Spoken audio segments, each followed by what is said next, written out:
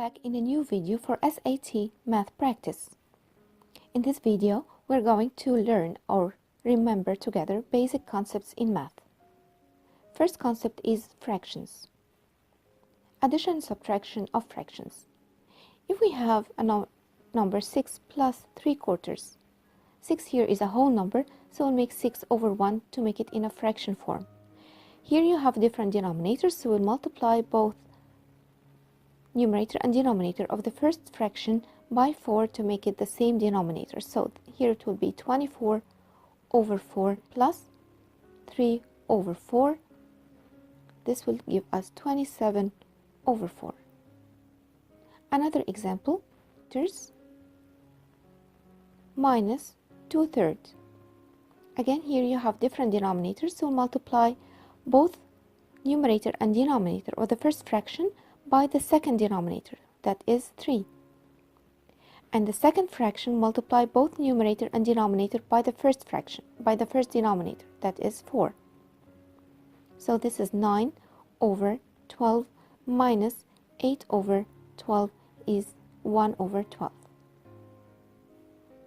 The second concept in fractions is multiplication. We can multiply 5/7 times 2/3 without making the same denominator, because we have here multiplication. We just multiply denominators and we multiply numerators. This is 10 over 21, and 10 over 21 is in the simplest form. Another example, 6/7 multiplied by 2/3. Again, you can multiply numerators, multiply denominators. That will give us 12 over 21. But 12 over 21 is not the simplest form, so we'll divide both numerator and denominator by the greatest common factor 3. That is 4 over 7. Or we can make it by another way. 6 over 7 times 2 over 3.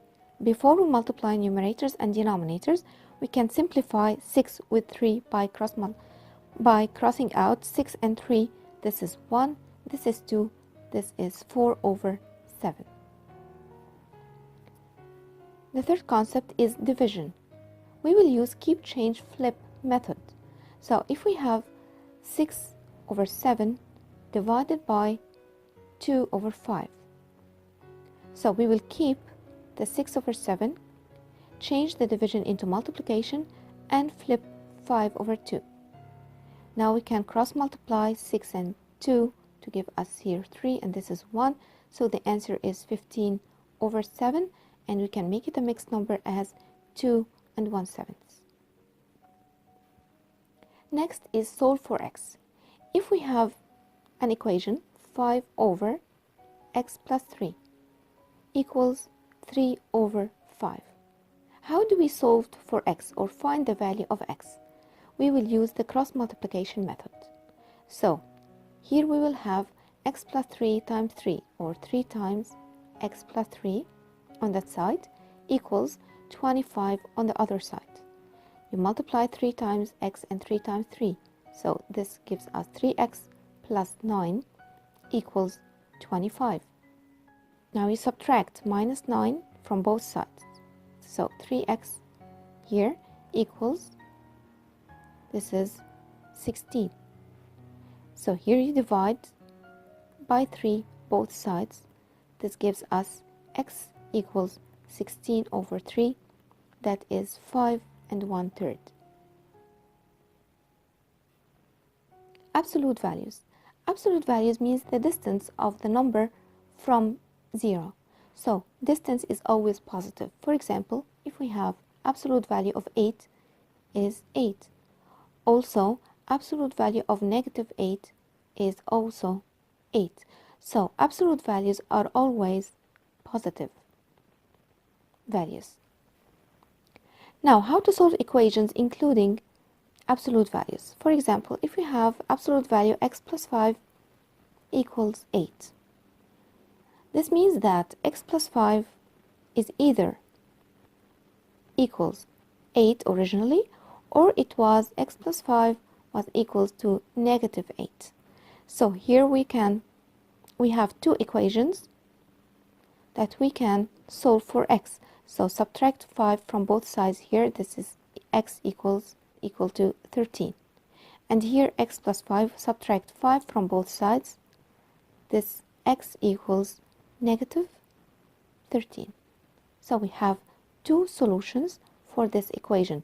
So for equations of absolute values, we will always have two solutions. Let us have some practice.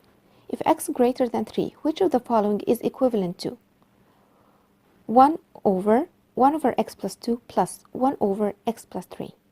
And we have some choices. In this case, we cannot use the plug-in technique. So we will solve for this one. Okay, here you have a fraction, and here's another fraction with different denominators. So what do we do to make the same denominator? We will multiply both numerator and denominator here by x plus 3, and then we multiply here both numerator and denominator by x plus 2. So here we have 1 over x plus 3 up and down, so it will be x plus 3, and the denominator will be x plus 2, x plus 3. Also here, this will be x plus 2 over x plus 3, x plus 2. Okay, we know that 1 over a fraction equals the opposite, or the flip. We flip the fraction. So this means that x plus 2, x plus 3, x plus 3, x plus 2 is the same denominator, so we'll make it here once. So x plus 2 times x plus 3 over x plus 3 plus x plus 2. So because this one is over all these, so we flipped this fraction upside down, and we do not write the 1 anymore because we flipped it. Because, for example, 1 over 2 over 5 is equal to 5 over 2. Remember this. Okay, now let us multiply this bracket by this bracket. X plus 2 times x plus 3. We multiply x times x is x squared plus 3x plus 2x plus 6. And here down we have x plus 3 plus x plus 2. Combine like terms, we have 2x plus 3 plus 2 is 5. In the numerator, we have x squared plus, combine the like terms, 3x plus 2x is 5x plus 6, and down here we have 2x plus 5. So which one of these? It is number B. Another example. If 3x minus y equals 12, what is the value of 8 power x over 2 power y? It's easier here to solve for y. So we need the value of y, so we'll subtract 3x from both sides. So this will give us negative y equals 12 minus 3x. This means that positive y equals, so multiply both sides by negative 1. This is equal to 3x minus 12. Okay, so now y equals 3x minus 12. We'll substitute it in 8 power x over 2 power y. Okay, so 8 power x equals 2 power 3, because 8 is 2 power 3, and x, I'll write it here, over 2 power y, and y is 3x minus 12. Here we have the same base and its fraction, so we will subtract the powers. So 3x minus 3x, and of course the minus is positive or plus 12. So this gives us 2 power 3x minus 3x goes together, and what remains is 2 power 12. So the answer is A. If t greater than 0 and t squared minus 4 equals 0, what is the value of t? Here we have t squared minus 4 equals 0, so if we add 4 to both sides, this is t squared equals 4. And because t squared equals 4, we have 2 roots for the 4, that is equal to t equals positive or negative square root 4. That means that t equals positive 2 or t equals negative 2. But we have here t greater than 0. This means that negative 2 is not with us, so t equals 2 is our solution. Another example. If 16 plus 4x is 10 more than 14, what is the value of 8x? First of all, 10 more than 14 means 10 plus 14, that is 24. And is means equal.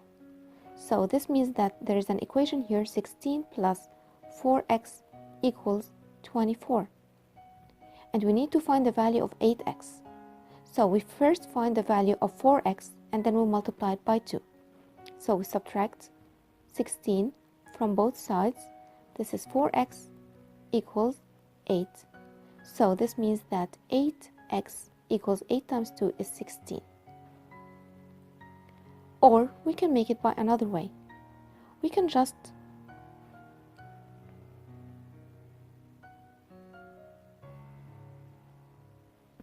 in the figure above, lines L and M are parallel and lines S and T are parallel.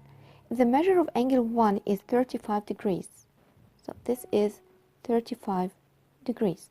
What is the measure of angle 2? So we know from the transversals and parallel lines that angle 1 is equal to this angle. And this angle, if we call it angle 3 for example, is the same like this angle 4. And we know that angle 2 and angle 4 makes together 180 degrees. So if angle 4 equals 35 degrees, this means that angle 2, measure angle 2 equals 180 minus 35, that gives us 145 degrees. One more example. The number of rooftops with solar panel installations in 5 cities is shown in the graph above. If the total number of installations is 27,500, what is an appropriate label for the vertical axis of the graph? So here we are asking about the label of this vertical axis. If these are the number of rooftop solar panels in 5 cities. Okay, if we add the 9 plus 5 plus 6 plus 4 plus 3.5, we will get 27.5. But the actual total is 27,500. This means that we will multiply each one of these by 1,000. This means that the number of installations in thousands is our label for the vertical axis.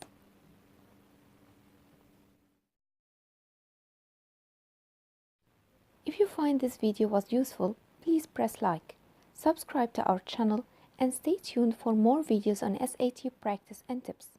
To the next video.